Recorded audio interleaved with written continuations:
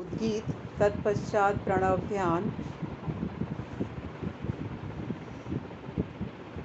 पद्मासन, सिद्धासन, सुखासन, किसी भी अवस्था में आप बैठें।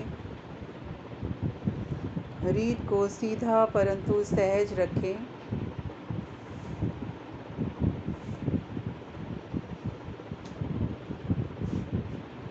नेत्र कोमलता से बंद।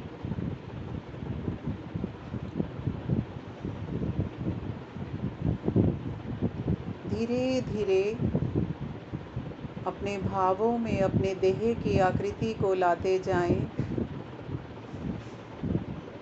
पैर के पंजों से लेकर कपाल तक, कपाल से लेकर पैर के पंजों तक पूरी देह को शिथिल करते जाएं, रिलैक्स करते जाएं।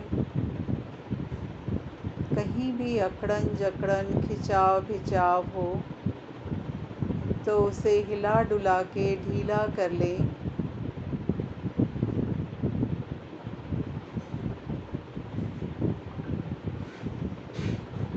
अब धीरे धीरे नासिका के अग्रभाग से आती हुई परमात्म शक्ति को अपने भावों में लाएं। अपनी छाती पर उसे अनुभव करें किस प्रकार हमारे फेफड़े छाती फूल रही है। जब आप इसे अनुभव में लाएंगे तो प्रभाव महसूस होगा कि ऑक्सीजन पूरे फेफड़ों में भर रही है।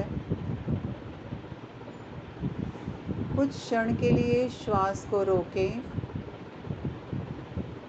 धीरे धीरे श्वास बाहर निकालते जाएं और बाहर निकालने के पश्चात भी कुछ क्षण रोकें। यानी श्वास भरें, रोकें, श्वास बाहर, रोकें, फिर से श्वास भरें। जिसको भी श्वास रोकने में कोई समस्या हो तो वो सामान्य श्वास लेते रहें, छोड़ते रहें।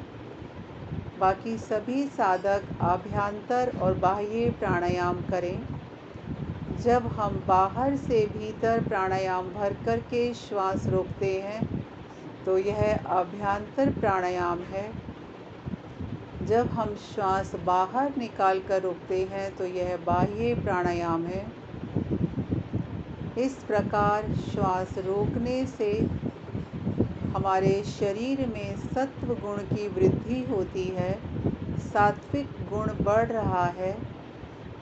देह में चंचलता या जो हमारी चंचल वृत्तियां हैं या तामसिक वृत्तियां हैं, राजसिक और तामसिक वृत्तियां, किसी प्रकार का आलस्य सब समाप्त होता जा रहा है। इस प्रकार की क्रिया करने से आभ्यंतर और बाह्य प्राणायाम की क्रिया करने से अब श्वासों को सामान्य कर दें। श्वास लें और प्रश्वास द्वारा पूरा श्वास बाहर। श्वासों की इन प्रक्रिया के साथ नाभि से ब्रह्मरंध्र तक ओम के जप को जोड़ दें। ओम परमात्मा का मुख्य नाम।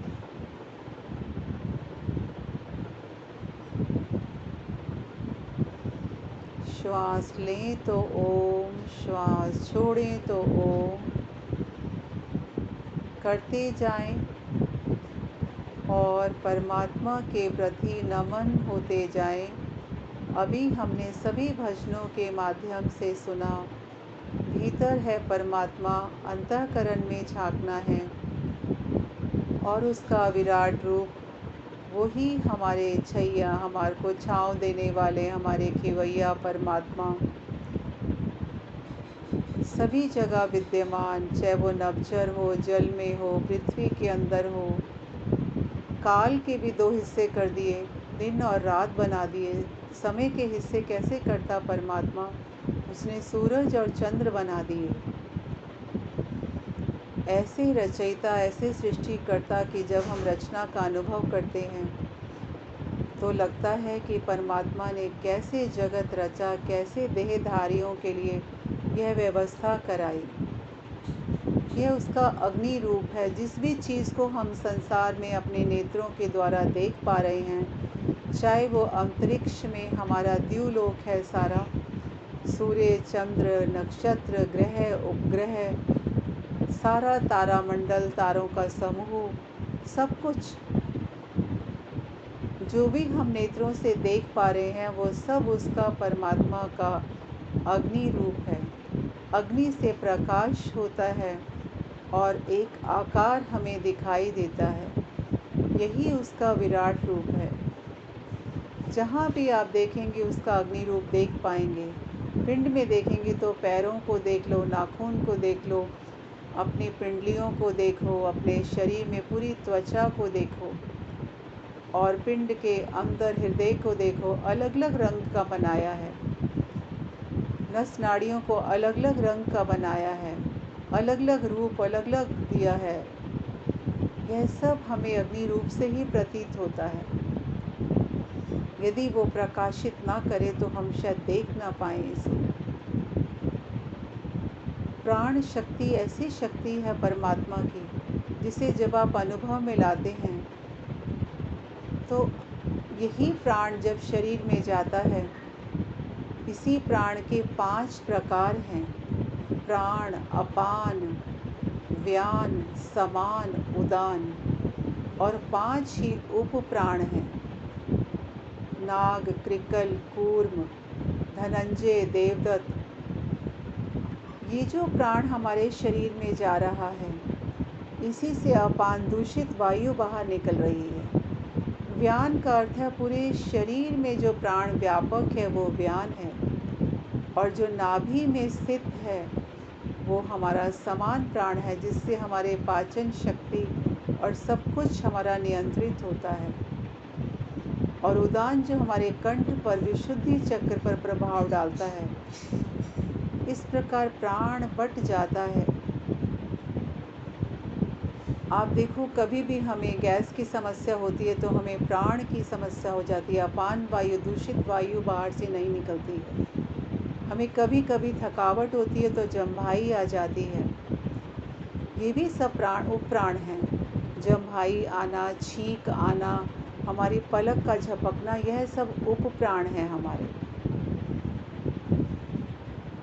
इस प्रकार ये प्राण जो परमात्म शक्ति है शरीर में जाकर के ना जाने कितने कितने सूक्ष्म सूक्ष्म हमारे घटक तक पहुंचती है और अपना कार्य करती रहती है, जिसका हमें ध्यान ही नहीं रहता है कि ये प्राण शक्ति जब शरीर में प्रवेश करी तो कैसे भागों में बट गई और किस प्रकार अपना कार्य कर रही है। जब परमात्मा ने प्रकृति से सत्व, रजस और तमस गुणों से सृष्टि की रचना आरंभ की, और जब वो 5 महाभूतों तक प्रकृति को बनाते हुए जब उसने अग्नि, जल, वायु, पृथ्वी, आकाश सभी की 5 महाभूतों की रचना की, तो निर्माण करते समय सबसे पहले आकाश और फिर वायु का निर्माण किया। उसके पश्चात अग्नि आया। इसीलिए हमें वायु में और आकाश में हमें दिखती नहीं है। ना आकाश दिखता, क्योंकि आकाश एक खाली स्पेस है। ना वायु दिखती है, क्योंकि यह अग्नि से पहले बने, और जो तत्व अग्नि के बाद बने। हमें जल दिखता है, हमें पृथ्वी दिखती है, क्योंकि वो अग्नि के पश्चात बने। ऐसा रचयिता है, ऐसा सृष्टि करता है हमारा। ऐसे रचनाकार की जब हम रचना की एक एक चीज़ को देखते हैं तो नमन करते हैं, उसको परमात्मा को नमन करते जाएं। वो परमात्मा हमारे पिंड और ब्रह्मांड सभी में विद्यमान है। साधक जब अपनी साधना के अंतर्मुखी होते हुए अंदर की ओर मुड़ता है, तब वो धीरे धीरे इन सब प्रकृति के विकारों को, सब पिंड और ब्रह्मांड की रचनाओं को अपने अंदर भीतर देखना आरंभ कर देता है। उसे विवेक ज्ञान हो जाता है। उसकी राजसिक और तामसिक वृत्तियाँ खत्म हो जाती हैं। अविद्या क्लेश धीरे धीरे खत्म होते जाते हैं। जब सारे अविद्या क्लेश खत्म हो जाते हैं, दग्ध बीज हो जाते हैं, जल जाते हैं, क्योंकि अगर जलेंगे नहीं तो दोबारा उत्पन्न हो जाते हैं।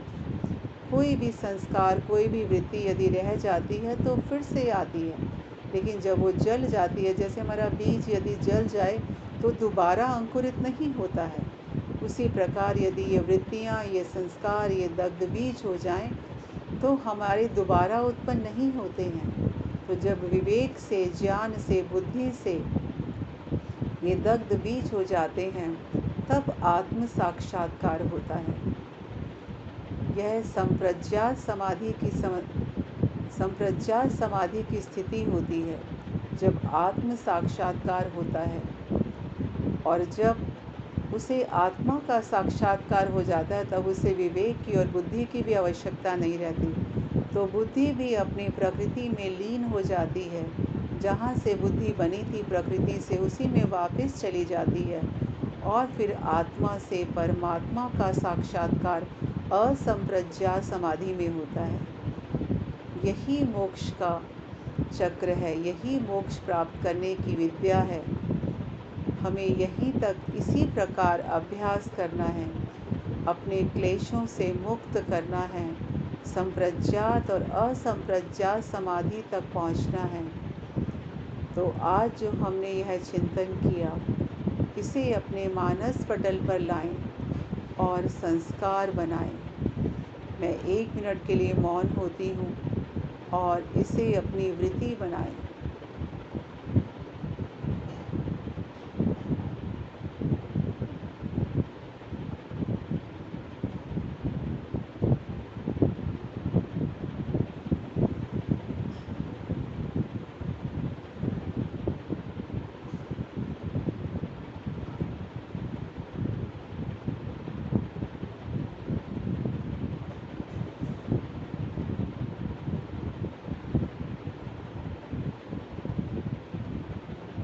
शांत।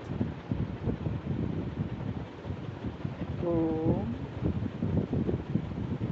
धीरे धीरे वापस आते जाएं, अपनी देह की आकृति में वापस आते जाएं, शांत होते जाएं। आज जो हमने चिंतन मनन किया, इसे अपने अभ्यास में लाएं। हर चीज़ में जो भी उसका अग्नि रूप परमात्मा का विराट रूप है, उसको नमन करते समय उसके प्रति कृतज्ञता लाते हुए दिनचर्या में उसे लाएं। जब हम हर चीज़ में परमात्मा को देखेंगे, उसका शुक्राना करेंगे, उसको नमन करेंगे, अपने भावों में लाते जाएंगे, वृत्तियाँ बनती जाएंगी, संस्कार बनते जाएंगे और अहम का भाव खत्म होता जाएगा कि मैं नहीं, मेरा नहीं, कुछ भी तो नहीं है मेरा, सब कुछ उसी का दिया हुआ है। ऐसी भावना से धीरे धीरे वापस आते जाएं, अपनी उंगलियों में हलचल उत्पन्न करें और अपने दोनों हाथों से ऊष्मा उत्पन्न करके अपने मुखमंडल पर धारण करें। नेत्र कोमलता से स्पर्श करें। परमात्मा से प्रार्थना करें, हम सबका दिन शुभ हो, सबकी साधना बनी रहे, सबका दिन मंगलमय हो। ओम शांति, शांति, शांति।